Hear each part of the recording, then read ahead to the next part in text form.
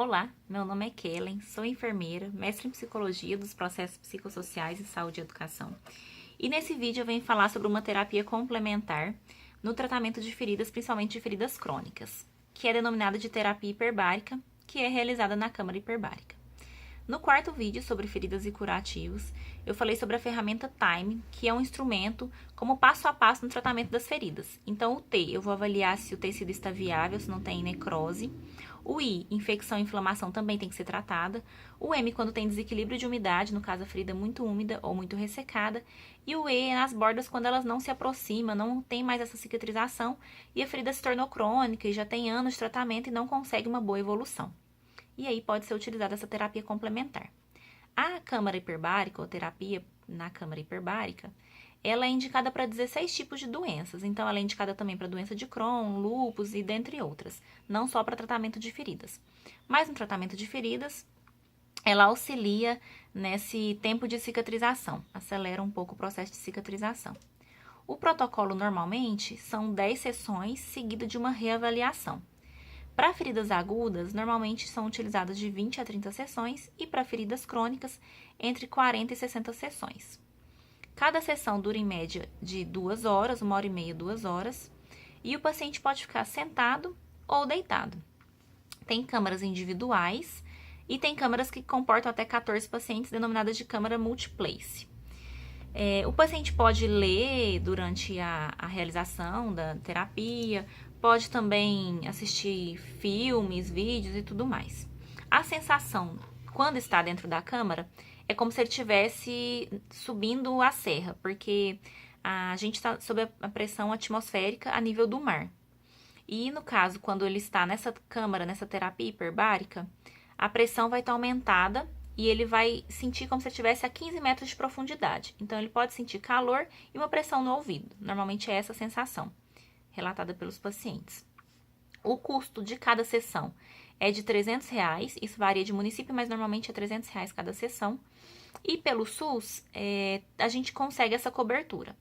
Então, se o médico fez a prescrição e você tem realmente a indicação de fazer o tratamento pela câmara hiperbárica, você pode estar solicitando junto à secretaria do município, caso não tenha no hospital público, para poder ter essa articulação entre público e privado, porque aí o SUS, no caso que faz o repasse para o hospital particular, você consegue fazer esse tratamento com a câmara hiperbárica. Essa terapia, ela consiste basicamente do aumento do oxigênio. Então, nós no ar ambiente, no ambiente externo, no normal, estamos respirando o ar e tem 22% de oxigênio. No caso da câmara hiperbárica, o oxigênio é fornecido a 100% por uma máscara. E hiper é porque o aumento está aumentado, está em nível maior, e bárico, pressão. Então, dentro da câmara tem um aumento da pressão. Então, a gente está numa pressão atmosférica e dentro da câmara essa pressão está aumentada, que faz com que o oxigênio seja absorvido em uma maior quantidade. E o oxigênio é fornecido a 100% pela máscara. Esse oxigênio fornecido numa maior quantidade e absorvido pelos tecidos vai ter uma reação tanto imediata quanto a longo prazo. Imediata vai ter vasoconstrição, então vai reduzir edema, reduzir inflamação da ferida. E a longo prazo, tem efeito bacteriostático, bactericida, porque aumenta o sistema imunológico, aumenta a formação de novos vasos sanguíneos, então tem angiogênese, e acelera esse processo de cicatrização. O paciente, para fazer essa terapia, o médico especialista nessa área, que é o médico barista, vai estar prescrevendo tanto o protocolo, as sessões, o tempo da sessão, a quantidade de pressão que vai ser colocada ali na câmara, quanto o curativo, a dieta, antibiótico, porque o paciente hipertenso tem que estar controlada a pressão, pacientes diabéticos controlar a glicemia. Contraindicação só para pacientes com problemas pulmonares graves, por exemplo, com pneumotórax, paciente instável. Então, assim, contraindicações mesmo absolutas são poucas. E tem as contraindicações relativas, que aí depende, se o paciente for claustrofóbico e tudo mais, aí o médico avalia o risco-benefício.